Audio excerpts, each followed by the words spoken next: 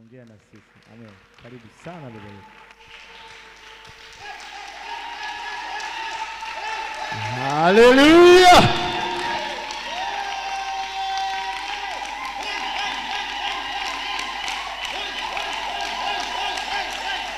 Haleluya. Bwana Yesu asifiwe. Vijana, ninawasalimu katika jina la Yesu. Vijana wenye nguvu, ongeza shangwe na vigeregere. Ninyi ambao mmemshinda shetani na neno la Bwana linakaa kwa wingi ndani yenu, watu wa thamani mbele za Jehova, inaomba tuketi.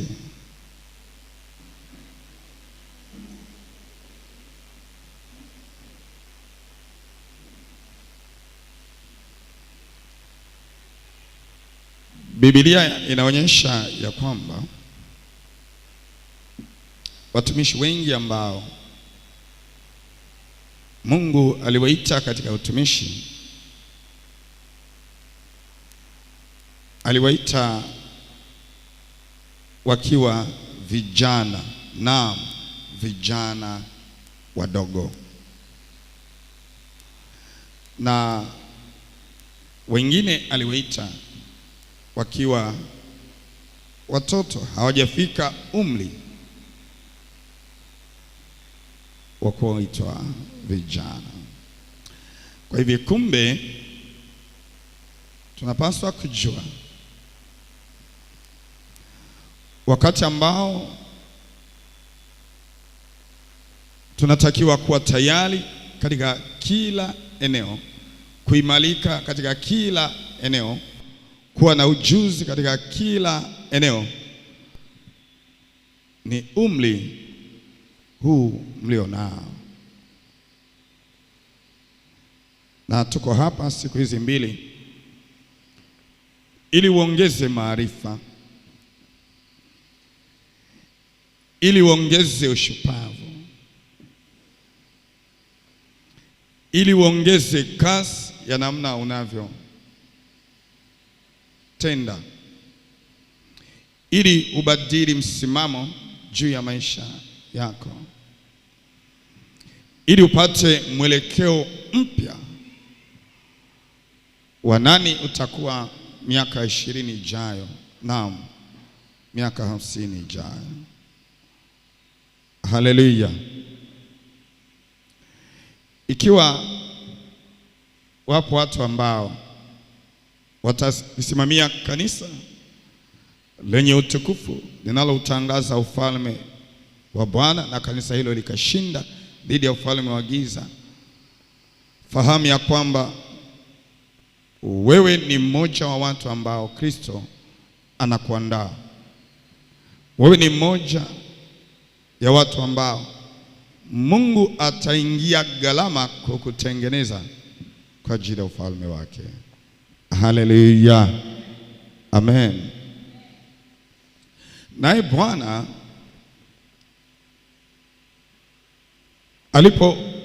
alipoumba mbingu na nchi, baada ya nchi ya kwanza kuwa imeharibiwa na shetani aitwa Ibilisi, akagawa ardhi na maji vikakaa katika nafasi yake, na anga likawepo katikati ya nchi. Wanyama wa polini wakaumbwa, miti na kila unachokiona. Ndipo alimuumba mwanadamu. Haleluya. Nami katika kufungua semina hii ya vijana, ambayo ninajua tunakwenda kujifunza juu ya utumishi, tunakwenda kujifunza juu ya fedha, juu ya uchumi, mahusiano, urafiki, uchumba, mambo yanayohusu maisha ya ndoa. Ninaomba nifungue semina hii kwa kusoma kitabu cha Mwanzo. Mwanzo sura ya kwanza na mstari wa 28 na kisha tutasoma Mwanzo sura ya 2 na mstari wa 15. Kwa hivyo kijana anayesoma, mama askofu, unaweza kusoma kwa kutumia microphone. Mwanzo sura ya 1 mstari wa 28. Biblia inasema Mungu akawabarikia. Mungu akawaambia, zaeni mkaongezeke, mkaijaze nchi na kuitiisha. Haleluya. Amen. Basi naomba vijana wawili, mmoja lady flag, mwingine blue flag. Mmoja blue flag na wapili red flag. Simama hapa haraka. Amen. Nami naomba karatasi. Blue flag, chukua karatasi moja tu.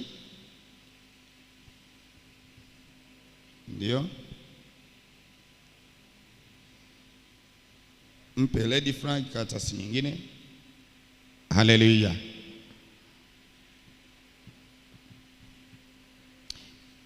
Ishike ili wale waweze kusoma namna hiyo.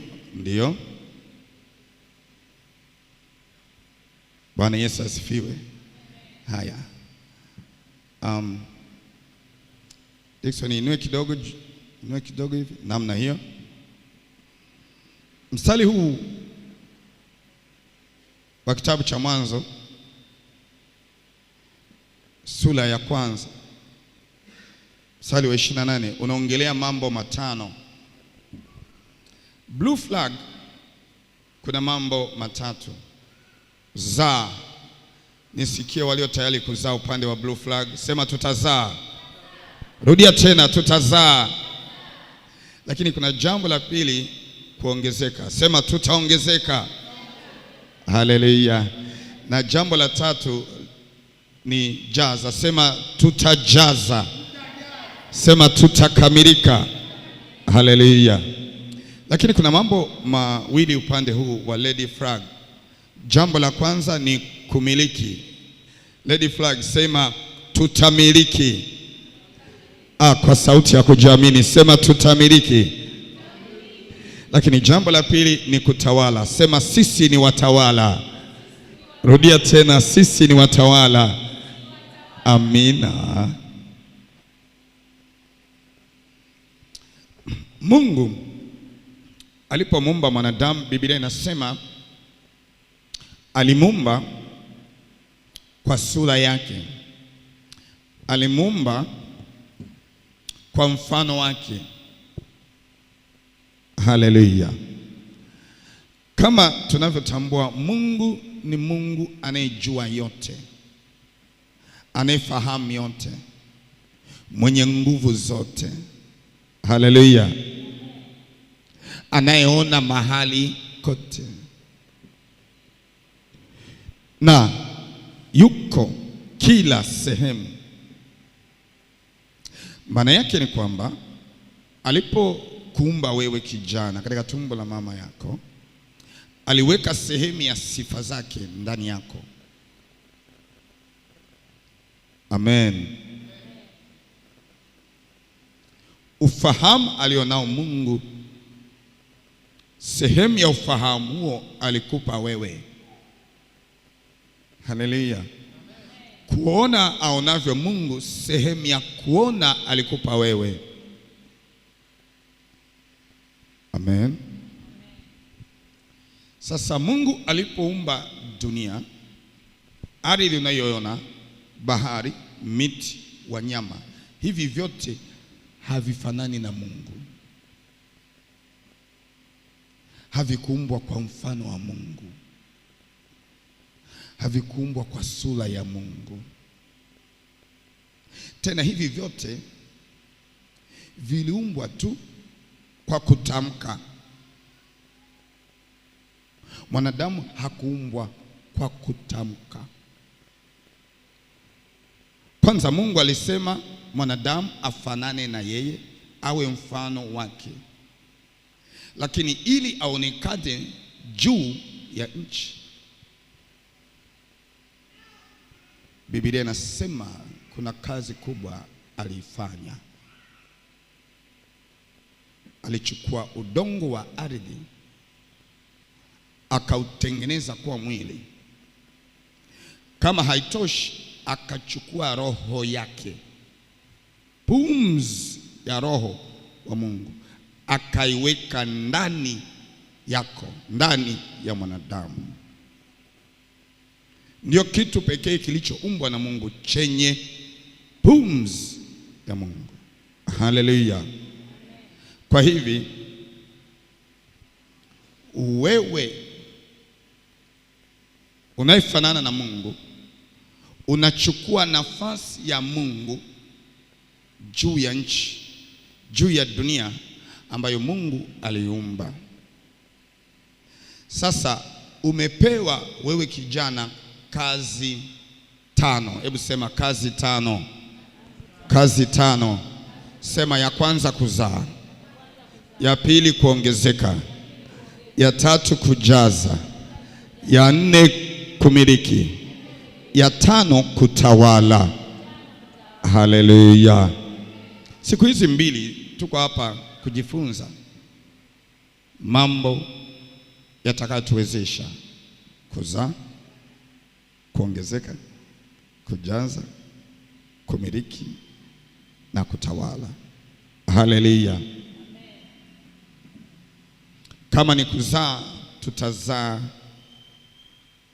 mawazo ya biashara, mawazo ya uwekezaji, na tutazaa watoto wake kwa waume. Haleluya. Kama ni kuongezeka, tutaongezeka katika idadi ya familia. Kama ni kuongezeka, tutaongezeka katika umiliki wa fedha, wa mali, wa vitega uchumi. Haleluya.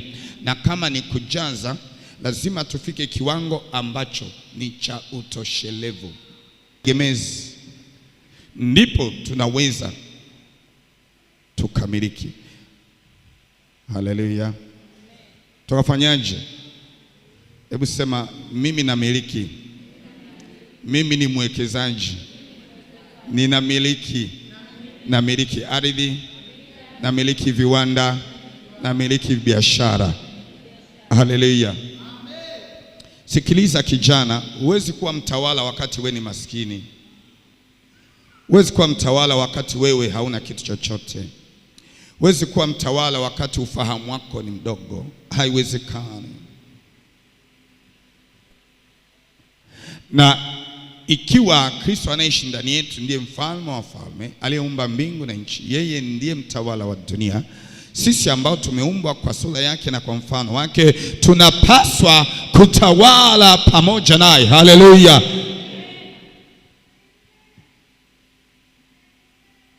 Bwana Yesu apewe sifa.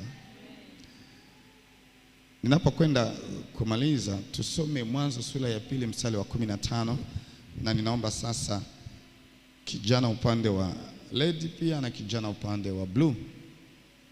Sasa huku atoke kijana wa kiume, kule atoke kijana wa kike. Haleluya. Biblia inasema ndio, Bwana Mungu akamtoa huyo mtu, akamweka katika bustani ya Eden, ndio ailime na kuitunza. Haleluya. Mungu alipomuumba Adam, Biblia inasema alimpa kazi ya kufanya. Alimwambia mambo mawili: alime na kufanyaje? Nataka nikwambie asubuhi ya leo ya kwamba neno lima lina maana ya zaa, ongezeka, jaza. Narudia. Mungu alipomwambia mwanamume na mwanamke katika ulimwengu wa roho, Biblia inasema katika Mwanzo 1:26,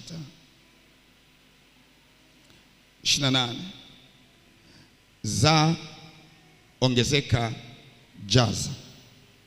Maneno haya matatu yanabebwa na neno moja ambalo Adam aliambiwa lima.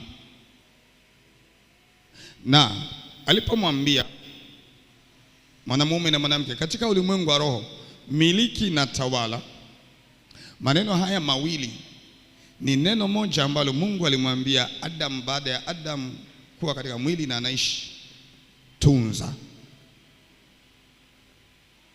Haleluya. Kwa hivi katika sura ya kwanza na sura ya pili, maneno haya matatu yako ndani ya neno moja lima, na maneno haya mawili miliki na tawala yako ndani ya neno moja tunza. Tofauti ni kwamba Mungu alimwambia Adam, mwanamume na mwanamke katika roho, maneno matano, lakini akaja kumwambia Adam ambaye ameumbwa katika mwili maneno mawili tu. Haleluya. Ilipaswa Adam aiongeze ile bustani. Kama isingelikuwa dhambi, maana yake leo dunia yote ingepaswa kuwa bustani ya Eden. Narudia. Kama isingelikuwa dhambi, maana yake dunia yote leo ingepaswa kuwa bustani na dunia yote ingeitwa bustani ya Eden. Haleluya. Kulima ni kufanya kazi. Kulima ni kuzalisha. Haleluya. Na kila anayelima anatakiwa aongezeke. Ikiwa leo utapata magunia 10 ya mpunga, mwaka ujao fikiria kupata 50, mwingine fikiria kupata 100, hata gala zako zitakapojaa. Kuna mtu tunakwenda pamoja? Haleluya. Lakini baada ya kuwa umezalisha, kama ni zao la mpunga, umeongezeka katika uzalishaji, katika kilimo, na imefika mahala umetosha, umejaza, gala zako zimejaa, Mungu alimwambia Adam, tunza, weka akiba ya hicho ulichokizalisha. Haleluya. Mungu alimwambia tunza, usipoteze hata kimoja. Kila unachokizalisha kionekane na kiendelee kuwepo, ndipo utakapoweza kutawala. Usiachie milki niliyokupa, usiachie utawala niliyokupa. Ndio maana ya kutunza. Alimwambia utamiliki samaki wa baharini, ndege na kila kinachotambaa. Tunza that dominion. Tunza kile ambacho umepewa. Bwana Yesu apewe sifa. Na katika ujana ndio muda wa kuokesha, unazaa, unaongezeka na unajaza. Unatunza ulicho nacho, uweze kupata nafasi na uweze kuwasaidia watu, uzao wako, familia, kanisa na taifa. Haleluya. Tunakwenda pamoja. Kila ambacho unakifanya, kazi yoyote ya kiuchumi unayoifanya ni kulima. Hata kama utakuja kuwa askofu wa kesho, utumishi wowote unaoufanya ni kulima. Ndio maana hata sisi tunaotumika kiroho, Biblia inasema kondoo ni shamba la Mungu. Haleluya. Lazima tuhakikishe kuna kuzaa, kwa maana ya kuongezeka. kila wakati. Haleluya. Lazima ufike mahala useme ninataka kanisa la watu 500, 1000. Lakini lazima uwe na uwezo wa kuwatunza watu hao, wa kuwachunga watu hao wasipungue. Haleluya. Kwa hivi ajarishi ni huduma ya kiroho, ni kilimo, ni uvuvi, ni biashara.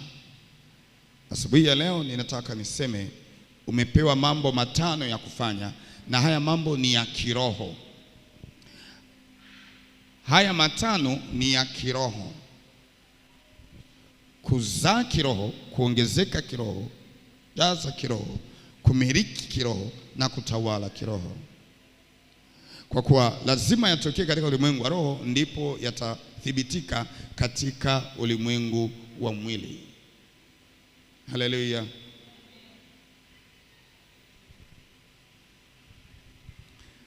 Nami ninaomba upate nafasi ya kuuliza kila swali unaloweza kuuliza siku ya leo na siku ya kesho. Kwa mfano, tunapoongelea mahusiano yanaweza yakakuwezesha uendelee kuzaa na kuongezeka, ama uwe tasa usizae na kuongezeka. Tunapoongelea swala hata la ndoa tu, ndoa inaweza ikakufanya uweze kulima ama usiweze kulima, uweze kutunza ama usiweze kutunza. Bwana Yesu apewe sifa. Kwenye kila eneo ambalo ni somo mtakalofundishwa, fahamu ya kwamba umepewa mambo 5: kuzaa, kuongezeka, kujaza, kumiliki na kutawala. Haleluya. Kama ni upande wa watoto wa kimwili, wa kiroho, hakikisha utawafundisha maarifa ya Mungu, maisha yao yatakuwa mazuri. Lakini unatakiwa uzae bidhaa na biashara. Hakikisha haubaki pale pale, uongezeke. Unauza mikate, uongezeke. Utoke kutumia pikipiki utumie gari, utoke kutumia gari uwe na wewe na sehemu yako ambayo unatengeneza hiyo mikate. Usiuze mikate wanaotengeneza wengine, tengeneza wewe. Ili uweze kuongezeka, ili uweze kujaza, ili uweze kumiliki, ili uweze kutawala. Haleluya. Na niseme unahitaji maarifa. Watu wengi hatuendelei, hatusongi mbele kwa sababu ya kukosa maarifa. Na hata hapa utaona jinsi tulivyo. Kuna watu hawatafuti maarifa. Kuna watu wanadhani wana maarifa. Kuna watu wanadhani wanajua, lakini ukweli hawajui kama hawajui. Kuna watu wanatumia muda mwingi kufanya mambo kwa nguvu kubwa kwa sababu hawajui. Laiti kama wangejua, wangetafuta maarifa, wakafanya kitu kile kile kwa muda mchache zaidi.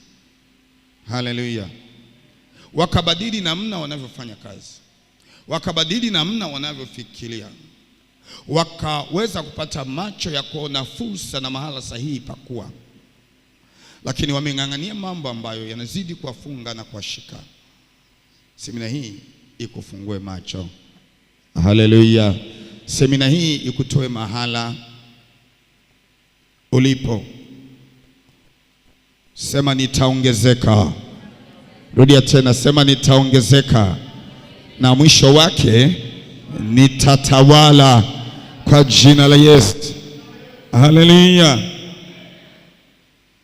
Basi lady flag, hizi karatasi 2 mtazibandika hapa, na blue flag mtazibandika hapa. Jinsi mlivyosimama zibandikwe. Kila walimu wanapofundisha, basi mtakuwa mnazisoma, kwamba mwisho wa siku, hata kama tunafundishwa uchumi, mwisho wa siku hata kama unabandika namna hii, hakikisha unajiuliza, je, ni namna gani nitaanzisha mahusiano mapya? Maana ni mahusiano yaliyozaliwa. Haleluya. Ni namna gani nitadumisha mahusiano mapya? Ni namna gani nitapata wazo la biashara ndo unazaa hivyo?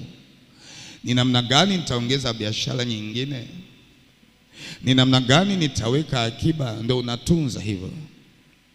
Ninawezaje kumiliki? Kumbe lazima niwe na kitu, niuze na kununua. Haleluya. Kama hauna kitu unachoweza kuuza, kama hauna kitu ambacho naona ni cha thamani kukinunua, hautamiliki na kutawala. Haleluya. Lazima uwe na kitu katika mkono wako, ama bidhaa ama biashara. Hiyo bidhaa iwe na thamani ambayo mtu ataifuata ainunue. Kwa hivyo wewe utauza, lakini na wewe utahitaji kitu kingine ambacho anacho mtu mwingine, ili ukifuate, ukinunue, upate kuongezeka. Hata kama ingekuwa ni utumishi wako, watu hawaji hivi hivi. Biblia inasema hata Yesu walimfuata kwa sababu ya zile ishara na maajabu aliyotenda. Lazima uwe na kitu cha kuwapa watu. Uwe ni mchungaji, uwe na kitu cha kuwapa watu, neno la Bwana, lakini iwe ni huduma yenye matokeo. Kisukari kipone, wenye magonjwa wapone, wapokee uzima, waliofungwa na nguvu za giza ziondoke. Hicho ni kitu ambacho unaweza kuwapa watu. Haleluya. Na unaweza ukaongezeka katika nguvu ya utumishi wako, na baadaye hakika ikawa ni mtu unayetawala katika ulimwengu wa roho. Ukisimama, kuna watu wanapiga magoti, kwa kuwa Biblia inasema huyu Yesu ni mtawala, na yeye jina lake linapotajwa kila goti linapigwa, la vitu vya duniani, la vitu vya chini ya nchi. Haleluya, haleluya. Basi tunasoma andiko la mwisho na walimu sasa wataendelea. Tafadhali soma Luka sura ya 2 na mstari wa 40. Luka sura ya 2 na mstari wa 40. Biblia inasema katika Luka mstari wa 40, Luka sura ya 2. Neno la Mungu linasema, ndio, yule mtoto akakua. Okay, twende taratibu. Biblia inasema yule mtoto akakua, lakini hakuna kinachokuwa bila kuzaliwa. Tunajua ya kwamba Yesu alizaliwa. Sura ya kwanza. Sura ya 2 Biblia inasema yule mtoto akakua. Kukua ni nini? Ni kuongezeka. Haleluya. Unaongezeka mpaka unajaza. Akaongezeka nguvu. Akafanyaje? Akaongezeka nguvu. Sema nitaongezeka maarifa. Nitaongezeka maarifa. Nitaongezeka katika nguvu. Nitaongezeka katika uwezo wa kufikiri kwangu, wa kutenda kwangu. Haleluya. Amejaa hekima na neema ya Mungu. Amejaa hekima na neema ya Mungu juu yake. Haleluya. Amen. Bwana Yesu asifiwe. Adamu wa kwanza aliambiwa hivyo. Adamu wa pili Yesu Kristo, maandiko mengi yanathibitisha ya kwamba baada ya kuzaliwa aliongezeka katika nguvu, aliongezeka katika ufahamu, aliongezeka katika hekima. Haleluya. Hekima ni akili ya Mungu. Hekima ni ufahamu. Hekima ni maarifa ambayo unakwenda kuyapata siku hizi mbili. Haleluya. Lakini nataka niseme, utakapozaa, utakapoongezeka, utakapomiliki, utakapotawala, usisahau kumcha Mungu. Na kumcha Mungu ni kunyenyekea, kusema sio kwa akili zangu, sio kwa elimu yangu. Amen. Kusema haya yote niliyofanikiwa, mchumba huyu niliyempata, mume huyu niliyempata, watoto hawa ambao Bwana ametupa, kazi hii niliyoipata, biashara hii niliyoipata, chanzo chake ni Jehova. Haleluya. Mungu awafungue masikio yenu ya kimwili na kiroho. Mungu awape utayari wa kupokea kila kitakachofundishwa, ili mzidi sana katika kuzaa. Sema tunazaa, tunazaa. Haleluya. Wapo vijana hapa ambao hawajawahi kubeba mimba. Hebu sema nasikia hali ya kuwa na mimba. Sema nasikia hali ya kuwa na mimba. Tamka. Ndio nakwambia hivyo, sema nasikia hali ya kuwa na mimba. Yaani usipotamka hautazaa, kwa sababu hakuna anayezaa asipokuwa na mimba. Lazima uwe na nini? Na nini? Na mimba. Nipo utazaa. Lazima uwe tayari kwenda leba. Haleluya. Na leba kuna machungu, si kweli? Na leba kuna maneno utaambiwa, si kweli? Usipoyafuata unaweza ukakosa mtoto. Haleluya.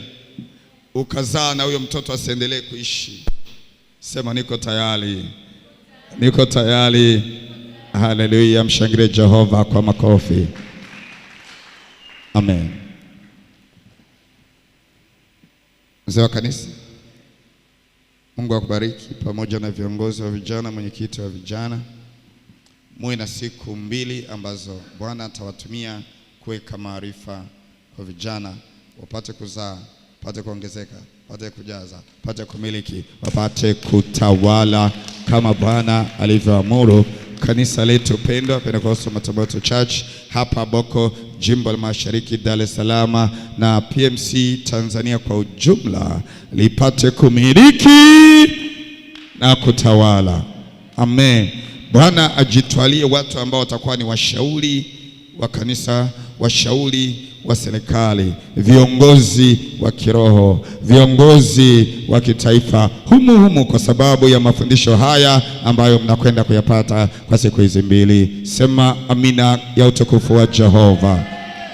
Amen. Ladies and blue flag, nisikie vigelegele kwa Bwana. Haleluya. Asante. Karibu sana Baba Askofu, karibu sana Jaji Pastor Isaya kwa nafasi yako ya kijimbo. Sina hadhi ya kuitamka hapa. Nafikiri atakuwa ndiye jaji kwa ajili ya kuangalia utulivu wa darasa. Wanafunzi mnamsikilizaje? Blue mnapiga sana kelele au lady wao ndo wasumbufu? Yeye ndiye atakayetoa pointi hapa. Ni nani anayechukua zawadi? Amen. Zawadi imeandaliwa. Nafikiri jaji atatuambia ni nani anaweza kuondoka na zawadi hiyo. Naomba tunyanyue Biblia juu. Biblia juu.